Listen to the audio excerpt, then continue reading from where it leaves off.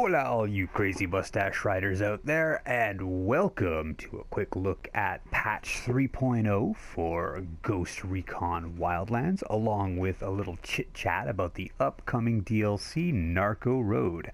I am Mighty Mr. Mustache, the mightiest mustache in the universe, even mightier than the mustache on this guy right here in front of you. So patch 3.0 came out a few days ago, and probably 99% of it is quality of life stuff. They fixed a few glitches that they managed to hunt down.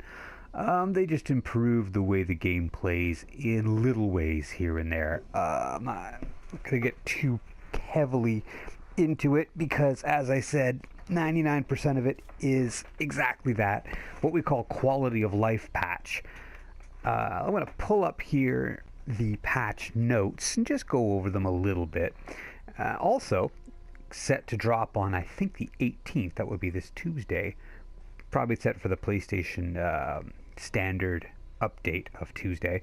Is Narco Road, the first DLC, or as I like to call it, Ghost Recon, the Fast and the Furious edition, because you will literally be infiltrating, gaining the respect of, and bringing down from the inside three gangs of smugglers who tend to drive around in hot cars. So, you know, Fast and the Furious.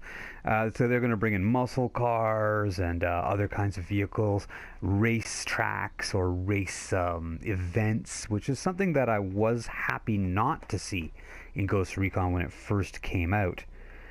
You know, all these sandbox games, I'm trying to find a way to word this without making it sound like I'm complaining too much, but the sandbox games that have come out in the last few years tend to have very serious stories. So you've got Infamous with all these mystical powers and almost a disease. You've got The Division with an actual disease. You've got Mad Max, and then in the middle of all of these, they throw in really ridiculous sidetrack missions that don't make any sense. And I found that Ghost Recon avoided that right away. Every mission in this, even if it starts to feel a bit repetitive, but every side mission, everything you do, feels like the kind of thing that that a team of special forces, killers and tactical squad and that would be doing. They'd be jacking convoys of supplies to steal for the rebels. They'd be taking out lieutenants and interrogating them and intimidating them, blowing up supply depots, stealing helicopters full of gear. They'd be sneaking in and grabbing intel from various bases, and that's what you do. Nowhere in the original Ghost Recon is there a mission where you have to jump into a sports car. Okay, there is one where you have to steal a sports car, but that's more to piss off some boss, which makes perfect sense. You're not required to race it around the track against 3 or 4 other narcos just because. I mean, this is not that kind of game. So I don't know if I'm necessarily happy to see this DLC, but I will say that no matter how it plays or what it does for the game, I'm glad that it came out as a separate DLC and something that you kind of have the option of adding into your game or not, depending on how gritty and real you want it to be. So let's take a look at the patch while we got it here. So what's new? Weekly. Oh, this is the only big thing. This is the big thing in the patch that does not have anything to do with quality of life. They are bringing in weekly challenges. They are solo, cooperative, and community challenge that refresh every Wednesday, and they will be part of a 6-week themed season, and the first season is called The Rise and Fall of Unidad. Let's talk about some of these. They fixed a bug where the GPS would display the route for El Emisario instead of special transport. They fixed the chemist teleporting when escaping in certain situations. Reload prompt no longer appears when accessing the command wheel. Okay, so apparently that was an issue. They fixed Marcus Jensen mission not updating for the client while in 2-player co-op. Okay. These are all, like I said, quality of life things and bugs. They fixed an infinite XP exploit in extract missions. Okay, that probably will be more important when the PvP finally comes out. If you want infinite XP in your own little NPC game, I don't see that as a big deal. If they fixed a bug where targets too far away would stay on screen in the mole mission after locating the Unidad captain. They fixed a bug where the VIP wouldn't appear in the truck when replaying Death Truck. They fixed NPCs not spawning if you leave and return to the area in the Mule Doctors.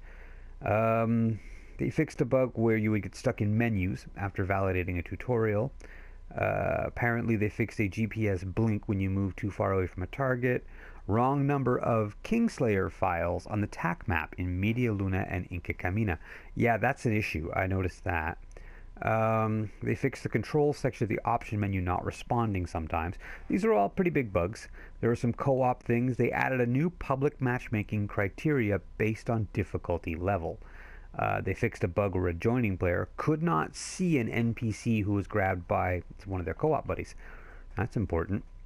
They fixed SAM incoming missile alert not being replicated in co-op. There's quite a few things. Extended magazine can be used in game upon purchase for the 95 LMG.